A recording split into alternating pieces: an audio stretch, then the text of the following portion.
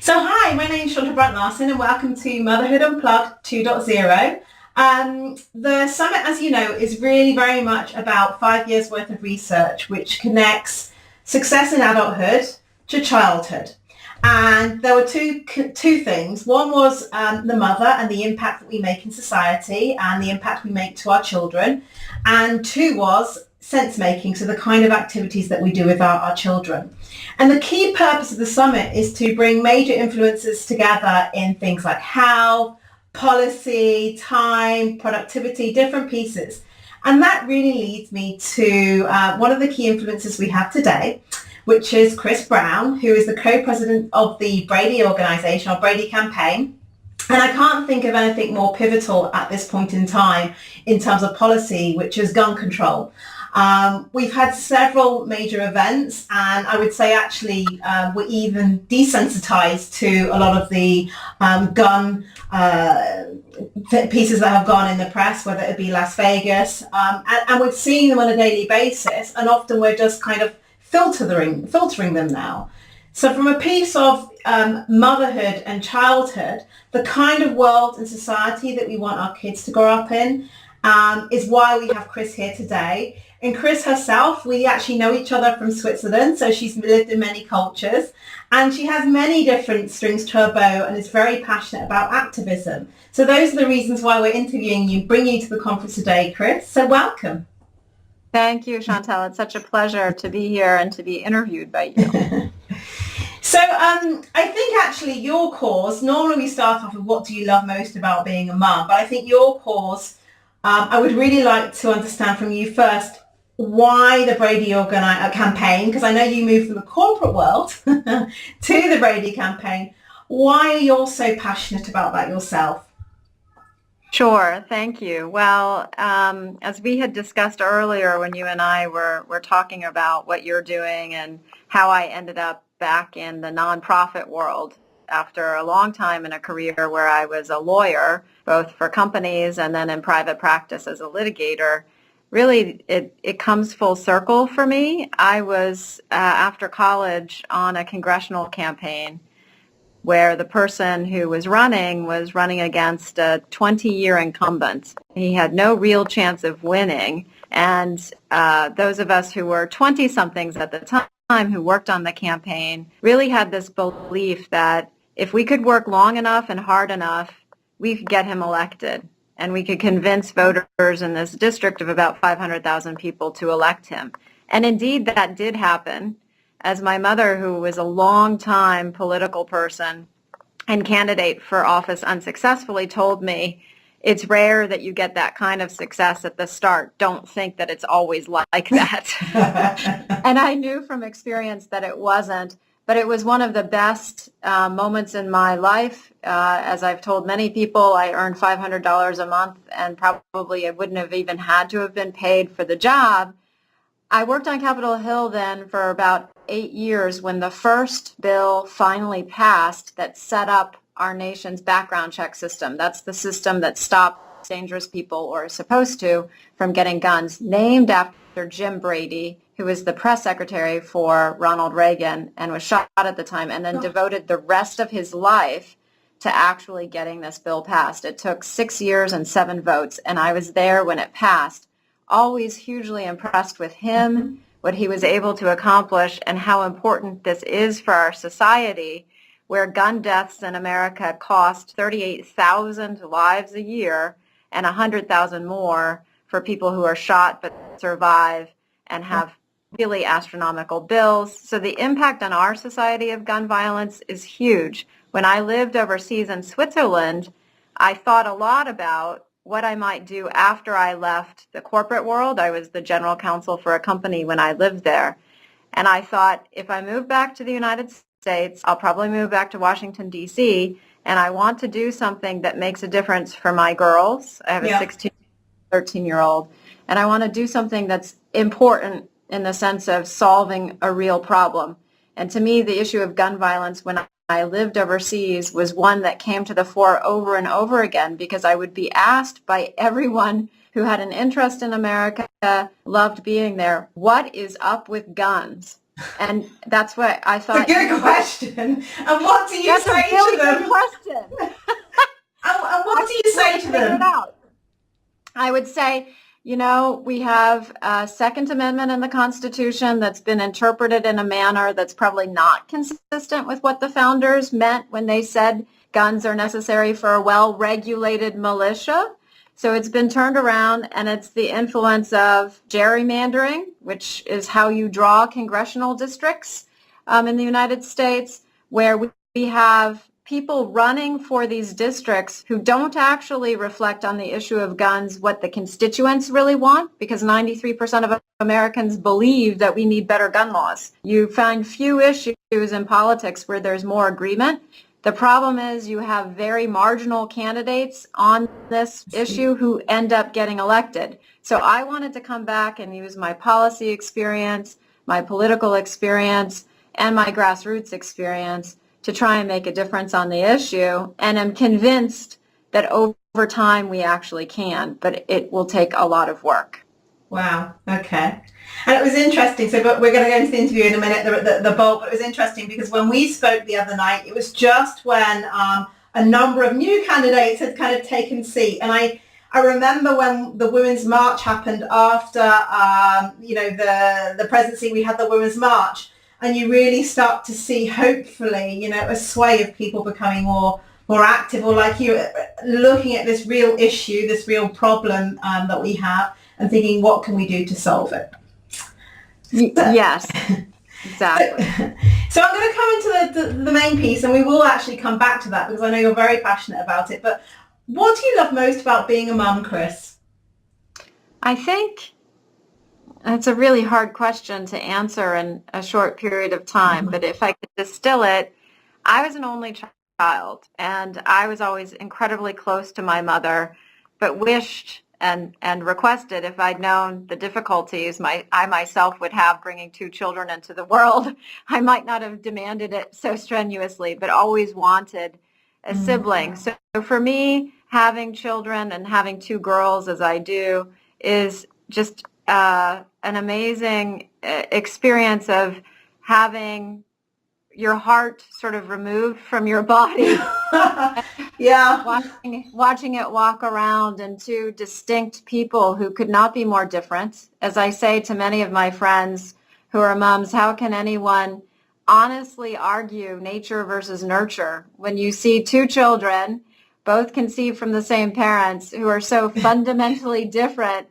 It's amazing to see. And I think part of it too is it's easy to get cynical about the world right now. There are a lot of things that are happening that I think all of us want to fix. The thing that makes me feel good at the end of every day is seeing the kinds of people I think my girls are, who are committed and kind people, and want to help others and make the world a better place. That's the way that I think we can all pass something on, is really nurturing that in our children. I believe every child is born fundamentally good and kind, and helping them see what kind of world we can really live in when we all strive to be kind and considerate of others, and use our best efforts and the gifts that we have to that end. And that's what brings me the greatest joy. I mean, sometimes it's hard, as we all know, and the world is an imperfect place, as are the people in it. But that's the fantastic thing about being a mom for me. Wow. Okay. And did things change for you when you became a mum? How would you define yourself since being a mum? Was there a change or a shift for you? I think it is hard sometimes as a woman, I would say, especially I had my kids at a point in my career. I was working at a firm, and there was tremendous pressure around the hours and billable time. I didn't stop a lot when they were little. I don't have all of the memories I wish I had had about times at home with my kids when they were younger, because I was rushing around doing one thing after the next. It occurred to me after I talked to another mom and had this incredible conversation, who was a partner at the firm, who told me, you have to step back.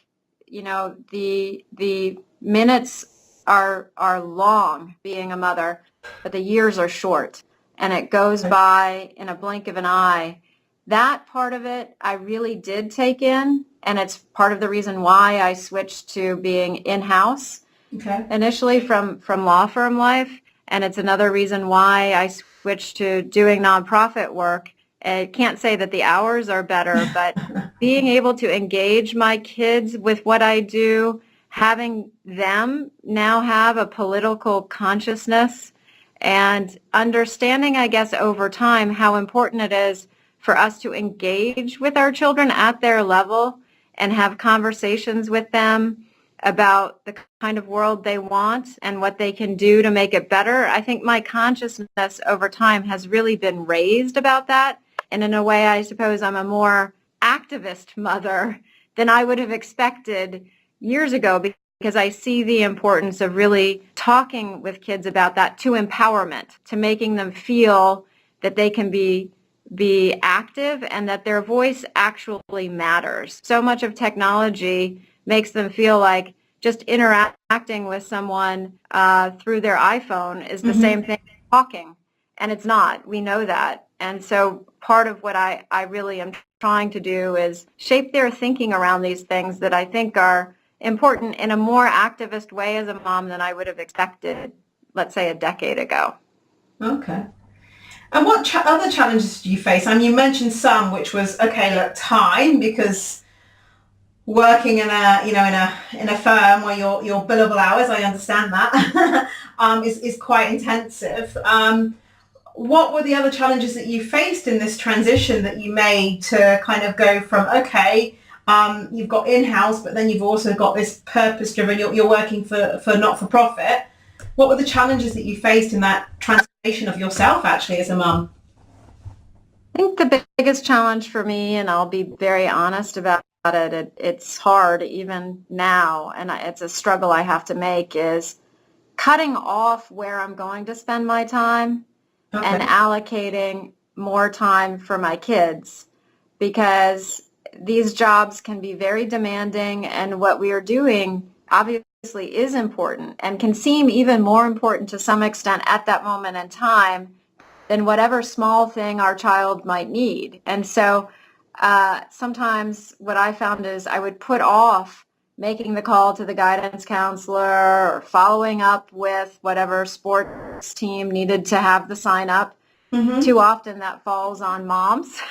And I had to figure out how to allocate that between myself and my ex-husband. So I would put more things on him, and have over time. We have a very good relationship, but like any relationship, you have to determine who does what and decide you can't do everything. That was hard for me. And basically have a walk away point from my job where after 6 p.m. and before 9, I'm not really available. I'm available to my kids. They need that time. And that has been really hard for me, because you have to have a level of confidence that people can take no answer, and it's not always easy. I wish I could talk to my younger self to be more disciplined about doing that when my kids were little, to be honest, because I don't think it would have changed my career in any real way, but it would give me more memories of lying on the floor and, tossing them in the air and reading in a quiet moment that I feel that I missed too much. So I'm very disciplined about that now, but you can't get that time back. Okay. But I think even then you're hinting at some of the things of learning of what you would change that help other mothers kind of navigate that way. So those are the barriers, but these are the things that you would have tweaked, and the confidence to have those conversations, right? Yes, exactly. What opportunities did you grab? I mean, how did you actually manage to, and I know you've made that transition, but getting into this role, I mean, it's fabulous. What opportunities did you grab to get into this, I would say it's a purpose-driven role to make an impact on society? It is a purpose-driven role, and like every job I've had since I've graduated from college, there's a bit of luck, obviously, and there's a huge element of relationship building. Because that has been critical to me. So to get my first job on a campaign out of college and this sort of David versus Goliath campaign that I've told you about, my mother had been active in politics and put in a good word with the campaign manager, and that's how I got that job. That led to the Capitol Hill job for 8 years. That led to a federal clerkship. And that federal clerkship, because the judge I worked for knew people at the firm, led to that, and so on and so forth. Even for this transition, part of the reason that it was enabled is because the member of Congress who I worked for knew many people at this organization and helped make an introduction and basically helped create a role for me that they didn't have before. I think the value of actually really building these relationships, it can't be a means to an end, to network simply to network. I would advise not to do that. But make substantive relationships with people. Actually try and figure them out, what makes them tick, learn from them. And then at the appropriate time, if you know of an opportunity and they're someone who has been in a role that is related or can provide advice, reach out, ask the question. I think that's how 90+%, according to recruiters that I talk to, of people end up getting jobs they really, really like. And that, I think, is a really important part of what all of us need to make time to do. And probably as moms don't do it enough, but we should. And I think you hit the nail on the head. It was about substantive relationships, because also I think mums don't have necessarily lots of time to network, because we are focusing on a finite time. We've got the homers, that we've got different roles that we're playing, but really focusing on those relationships that allow you to connect with people on your passions. It might not, as you said, be an ends to a mean, but just even connecting with people on your passions, but those that you can actually nourish that relationship, with people. You touched on the activist you, and you touched on what you do with your daughters, actually, and that brings me on to tools and advice. So, there'll be mums listening to this that think, oh gosh, I wish I could get active in this, and yes, I do that, I tweet this, how do you navigate that activism with your daughters? When we talk about tools, I think that's a really useful tool of exposing them at the right level to these issues. What is it that you do to bring your children into that space? Well, I encourage them to do some of their own research about causes that they care about, like many of their generation and mine too. They are very passionate about the environment.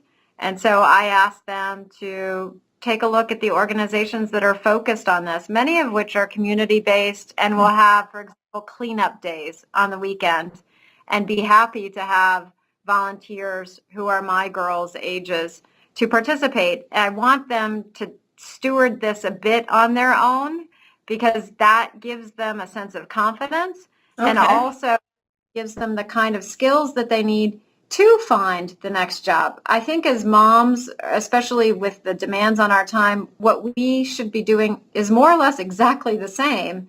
Figure out what you really care about. If gun violence prevention, for example, is one of those things, you can go on our website, www.bradycampaign.org, and we have chapters throughout the country of individuals who can write letters to their local authorities, to the federal authorities, participate in various forums and discussions, and push our message of gun violence prevention in the communities, at the state level, and at the federal level, really as much or as little time as you want to give. I think the principles are the same, whether you're talking about engagement for your kids or engagement for yourself.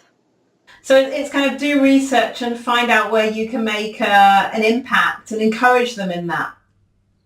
Absolutely. Okay. And make sure that for your kids, that they own a bit of that. If you just tell them, here's this organization, go do it, and sign them up to volunteer, I feel like you're losing a big part of the learning process that they need to be active and engaged citizens down the line. Okay. So the whole process is itself important, I think. Any other tools and advice for mums? So apart from activism, any other tools or advice that you have? I think that the only other thing I would say, and it's obviously based on my own experience and sort of where I've landed in life, is don't discount how important it is for your kids to see you engaged in something and talking to your friends about these issues and bringing them along to volunteer opportunities. Even if they don't have a role, what I've found rather shockingly as a mother of teenagers, because half the time you think they're paying no attention to you whatsoever, is that my girls are incredibly articulate and passionate about the issue of gun violence prevention, and they've not done anything except hear me talk about it. Okay. I've brought them to a few events, obviously, since I've had this role, which I haven't had for a terribly long time. And they themselves are now passionate advocates with their own friends about the issue. So I think it's not just what we have our children do to engage, it's modeling the kind of behavior and engagement we want them to have. That's how kids learn, and they will become really good, thoughtful advocates if we are really good, thoughtful advocates. And I really can't emphasize that enough. My mother, as I said, was in politics for a very long time, and I was by her side for many years. It's what made me comfortable to do it myself, and I think that's pretty important. And so, Chris, what's your focus now? Especially with everything going, well, what's your focus now? What are your key focuses for? Well, actually, let's start with you, and then let's see the Brady organization. What's your focus? My focus is to be the best advocate that I can possibly be for our organization, which really, for me, requires prioritization of where my time is going to go every day, and focus on what I want for 2018 in terms of execution for our organization. And that's really about getting more people elected to Congress who will vote against the NRA agenda, that's the National Rifle Association, and for our agenda to actually save lives. So that's my focus, which is very much related to Brady's focus, which is on policy, getting more folks elected to the federal and state governments who will make gun violence prevention a priority. I'm very pleased to say that last Tuesday we had state races across the country, and 8 out of the 9 Brady-endorsed candidates won. So we're really so pleased about it, and we want to keep that momentum up for 2018. The other really exciting thing I'm working on right now is to change the cultural perception about the dangers of guns in the United States. That's a big part of the problem, is we have 300 million guns in the United States of America, almost as many guns as people. My gosh. It's really It's mind-boggling from abroad. It's mind-boggling. It's mind-boggling. And 1.7 million children in the United States live in a home with a loaded and unlocked gun. 8 children a day die due to easy access to those guns in the home, mostly from unintentional shootings. So we have an entire campaign that we're going to put on the airwaves, ads, documentaries, hopefully some movies. I'm going to talk to some people at Disney tomorrow in LA, and my big focus is to try and engage content makers and distributors to really help educate gun owners, people who have these guns, about the dangers of guns in the home and encourage them towards safe storage, which will save countless lives. Those are my main priorities at this time.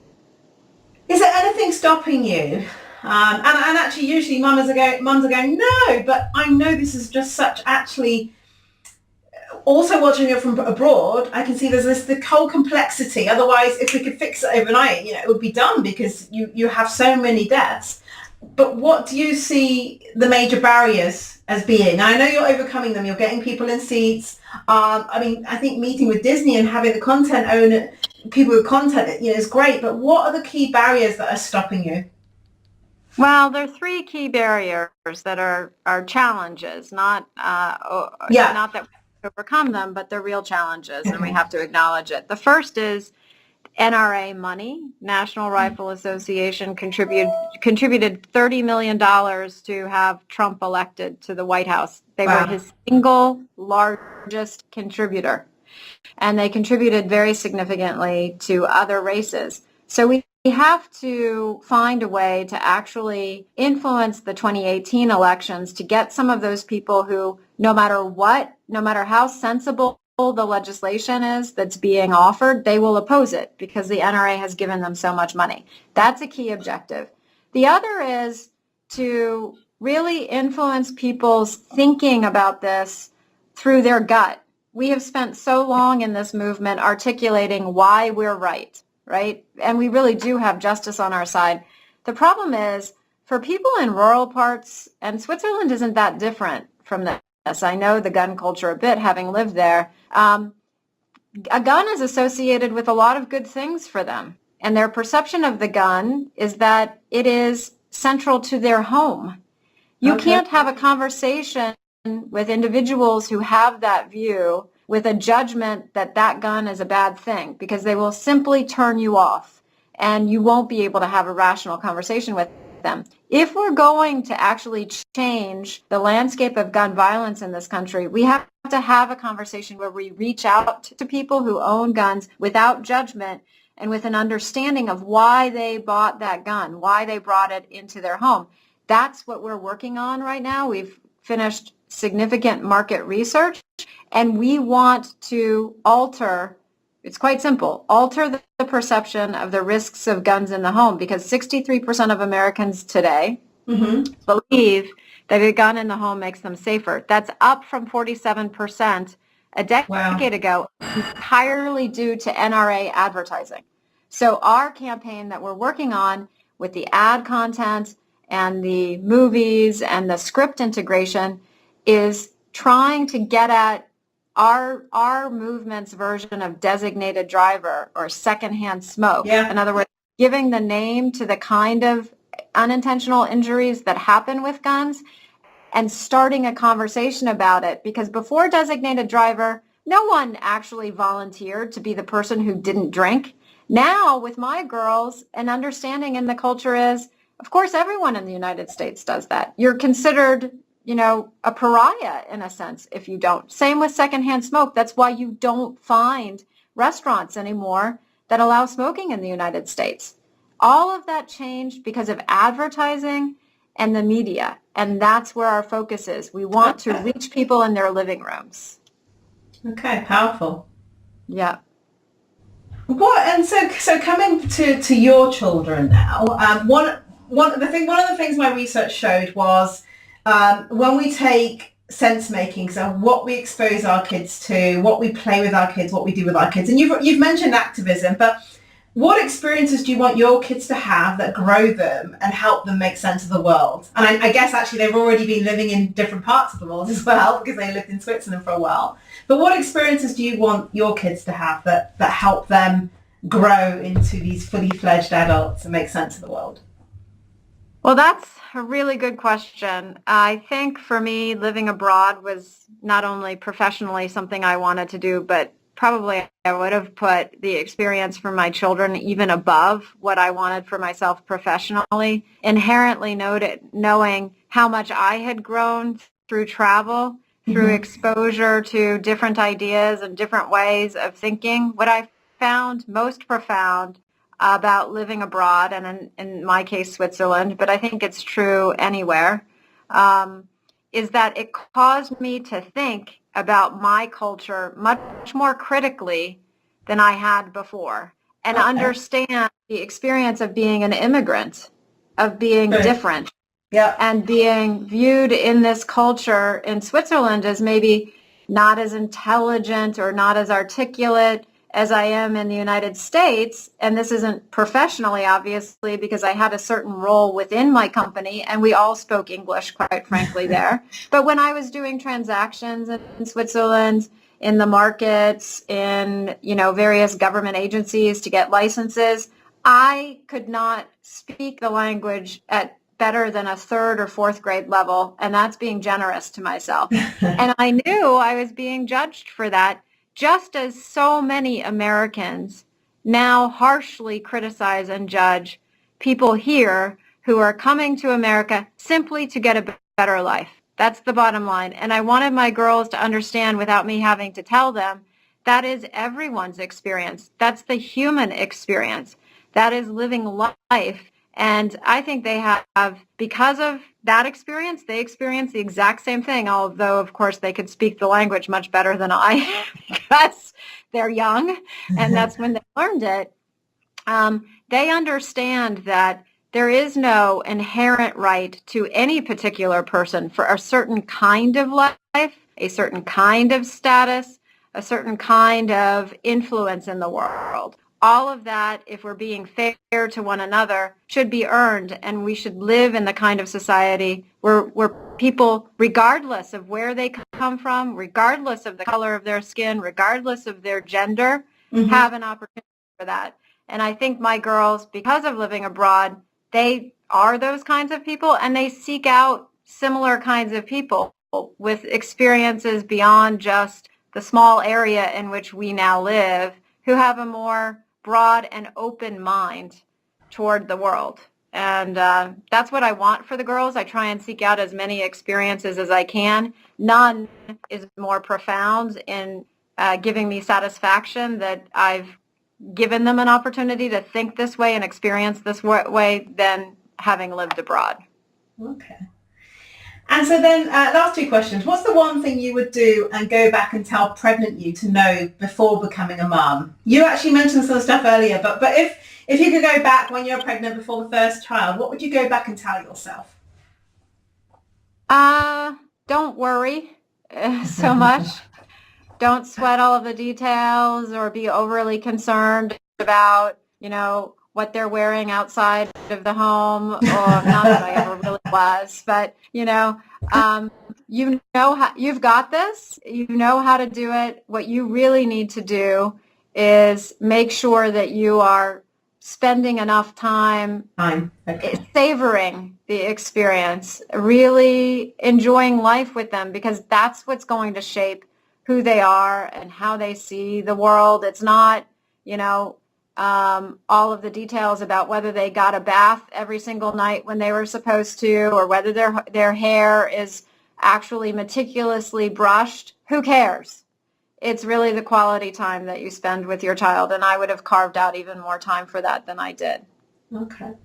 And then finally, although I kind of flipped this interview on its head because I thought the issue was so important, I didn't want to just leave like a 2-second piece to the end, which is what we did in the others. Yeah. So I think people know what you're working on that excites you. And I think many people are engaged in this issue globally, and more so obviously in the US, but globally. But what are the options for people getting involved, and how do they connect back with you? We are going to have a link on the site, but what are the options for people who really want to make a difference and say, hey, this can't continue? 3 things. One is, please do visit our website. It's bradycampaign.org. You'll find all the information you need about our 3 campaigns, which are focused on policy, legal action, and social norm change. 2, there's information on the website about joining a chapter. We welcome you to do that if you are in the U.S., or whether you're not, you can certainly virtually help by, giving your time and talent to our organization. We can always use that. And 3, obviously, we're a nonprofit, so we rely on charitable contributions. It's very easy to make a donation to the center, which is tax-free, or to our campaign. And I can promise you, are using all of the donated dollars to actually advance the cause, the various campaigns that I've told you about. And we have very ambitious plans for 2018. I think we will make a difference on this issue, and appreciate any support anyone wants to give. Wow, I just think of the progress for 2017, getting 8 of your 9 candidates in. So thank you very much, Kris, for your time. Thank you. I know you're really busy, so thank you for your interview. Thank you very much.